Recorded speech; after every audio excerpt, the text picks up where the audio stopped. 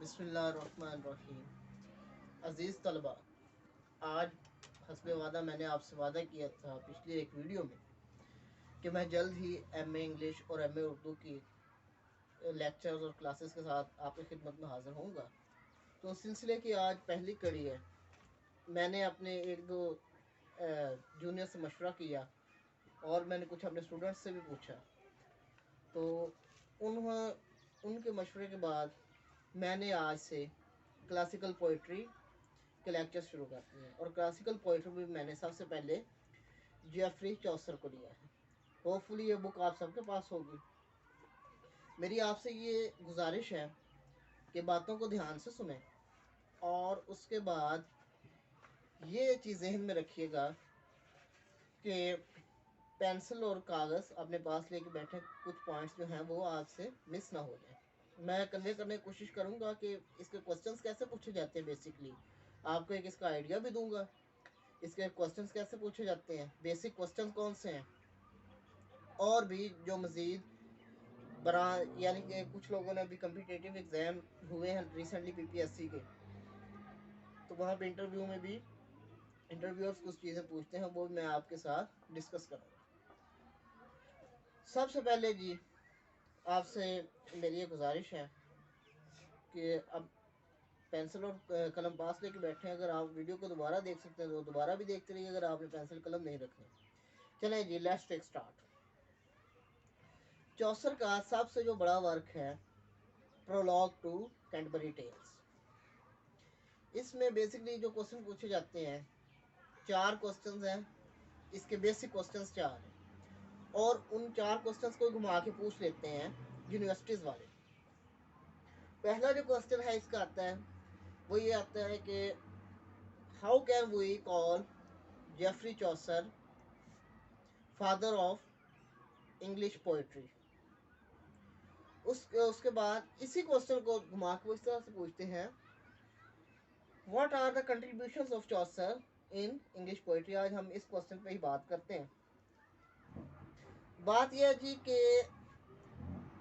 Past में जब Anglo Saxon से यहाँ पे और चौसर की एज बनती है मिडिल एज, चौसर मिडिल एज में आता है, यानी कि पहली जो इंग्लिश की एज थी वो थी एंग्लो सैक्सन एज, उसके बाद चौसर की एज शुरू होती है।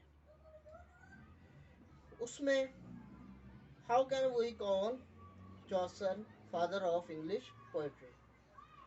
सबसे पहली चीज, Chaucer has proved that poetry can also be made in English language. क्योंकि पुराना जो जिस दौर में चौसर ने शुरू की थी पोइट्री लिखने, उसमें यह था कि उस वक़्त 2 रूलिंग लैंग्वेज थी, फ्रेंच और इटालियन। अगर चौसर की पोइट्री को भी हम देखेंगे, इसको भी हम 3 हिस्सों में डिवाइड करते हैं। पहला है फ्रेंच पीरियड, फिर इटालियन पीरियड, और उसके बाद तीसरा पीरियड जो है वो आता है इंग्लिश का पीरियड, यानी कि आखिर में चौसर ने इंग्लिश की पोइट्री जो थी वो शुरू की थी। अब हजूरे वाला सबसे पहले तो ये चीज़ है कि Chaucer has proved that poetry can also be made in English language because old poets or poets of Chaucer's time believed that English lacks imagination, like or old poets believe that Urdu lacks imagination। लेकिन फिर आप उर्दू में भी देख लें कैसे कैसे खूबसूरत इमेजिनेशन है, कैसे कैसे खूबसूरत कनाए हैं, इशारे हैं, सनाए हैं, बदाएं हैं, ये चीज़ें इसमें मेंशन। अब ये एक क्वेश्चन है, how can call we Chaucer father of English poetry, और दूसरे नंबर पे what are the contributions of Chaucer in English poetry. इसके बाद अब हम इसको ज़रा और इसको एक्सटेंड करते हैं। Realism, Chaucer introduced realism first time in English poetry. उसके बाद अगर ये भी एक पॉइंट आप बनाए, इस पॉइंट एक एक पॉइंट आप लेते जाएं या लेती जाएं, और उस पॉइंट को एक्सटेंड करते करते आप काफ़ी कुछ उसमें मटेरियल आ सकता है। उसके बाद है Chaucer the father of English poetry. अब हमने ये देखना है कि चौसर को हम इंग्लिश पोइट्री का फादर ऑफ इंग्लिश पोइट्री हम कैसे कहते हैं। सबसे पहले इसमें है कि जो चीज़ें आप मेंशन करेंगे, चौसर डिस्क्रिप्टिव पोइट, चौसर जो है वो डिस्क्रिप्टिव पोइट है। Chaucer descriptive skills has been praised by all the critics. His characters are distinct from the another. They differ not only in their inclinations but in their very psychonymies and persons. And Dryden points out, ये एक coat आपने डालना है Dryden के नाम से, वो इस तरह से, the matter and manner of the tales and of their telling are so suited to their different educations, humors, and callings, and that each of them would be improper in the mouth of another. उसके बाद चौसर जो है, he was a great storyteller, क्योंकि उसने ये जो Canterbury tell लिखे, जो इसका आखिरी वर्क भी समझा जाता है, ये इसने स्टोरी के फॉर्म में लिखी है। इसमें से डिफरेंट कैरेक्टर्स इंट्रोड्यूस करवाए हैं और उनके स्टोरीज के बारे में बताया है। ये भी मैं कैरेक्टर्स पे जब आऊँगा इंशाल्लाह, मैं ये भी एक एक करके कैरेक्टर को भी हम करेंगे। उसके बाद आपने ये देखना है कि ये दो चीज़ें आ गई। Chaucer is born story teller, humorous though never coarse, simple, natural, easy and unaffective. उसके बाद जो नेक्स्ट चीज़ है, novelist. Chaucer is also called Chaucer poetic art shows the germs of novel, which was to make its formal appearance on the English literary scene only in the 18th century.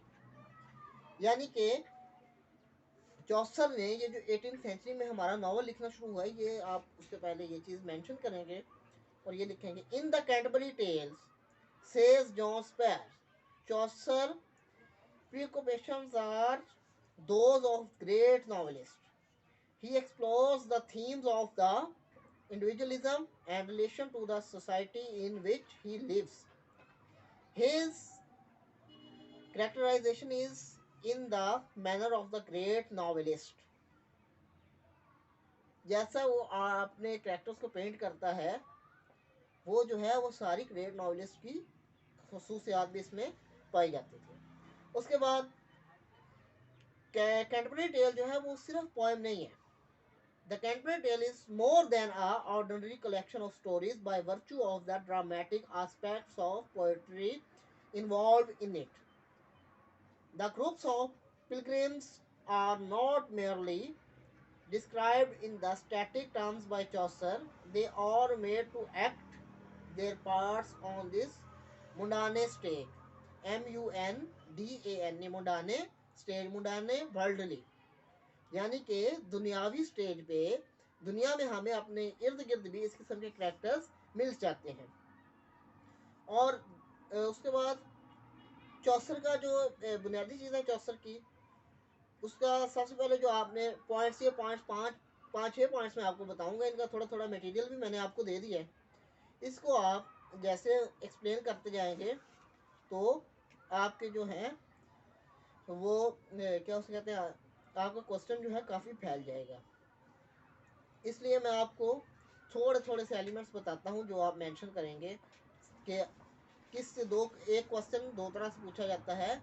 Describe the contributions of Chaucer in English language, या how can we regard Chaucer as father of English literature.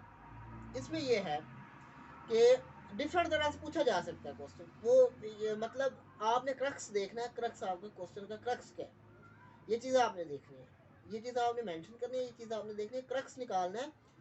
Keyword से एक keyword से आपको पता चल जाएगा कि question किस नौइयत को पूछा गया है, क्वेश्चन में क्या चीज़ मौजूद है। सबसे पहले जब ये क्वेश्चन आए तो आपने इसमें तीन चीज़ें मेंशन करनी। पहले Chaucer challenged the poets of world. Good poetry can also be made in English language. एक बात, because in Chaucer's time, English was considered the language of ruffians and vagabonds, यानी कि आवारा और बदमाश किस्म के लोगों की लैंग्वेज को कंसिडर किया जाता था. उसके बाद चौसर introduced many literary devices in English language. He provided solid foundations for English literature to stand on its foots, to stand on its legs. ये चीज मेंशन करेंगे इसमें. उसके बाद Chaucer was a great storyteller because he narrates all the characters like a story. When we read Canterbury Tales, we come with this conclusion that Chaucer represents his characters of poetry like the characters of stories. We feel that we are not reading poetry, hence we are reading story or prose work. इसके बाद ये चीज आ गई. उसके बाद आगे आ जाए. Chaucer was a novelist. Chaucer as a novelist. जब ये आप ये पॉइंट रेस करेंगे तो फिर आप ये बताएंगे कि Chaucer contributed in the field of novel, in the genre of novel, field या genre कोई भी एक वर्ड आप इस्तेमाल कर सकते हैं. When people could not think about this genre, because hence novel is the most modernist language of genre of English literature. Novel सबसे जो है वो यंग genre है. हमारे एक टीचर थे प्रोफेसर डॉक्टर खालिद साहब, माशाल्लाह बहुत अच्छे टीचर हैं. वो कहते होते थे आप इस तरह से भी कह सकते हैं कि नावल जो है वो इंग्लिश का छोटू है, क्योंकि ये सबसे एंड पे आया है. सबसे पहले बुनियादी तौर पे पोइट्री थी,